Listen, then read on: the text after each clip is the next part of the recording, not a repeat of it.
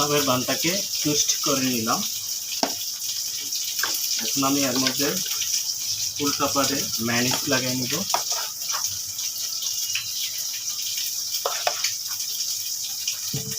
মামা লেট হবে, আমি নামছিলাম তো তাহলে নিয়ে যাই তাহলে। 2 মিনিট। আচ্ছা আচ্ছা, তাহলে এই জায়গায় দিয়ে দেন, খেয়ে যাই। আচ্ছা বসেন। সুমি আপা কি আছে বাসায়? আম্মু তো নাই।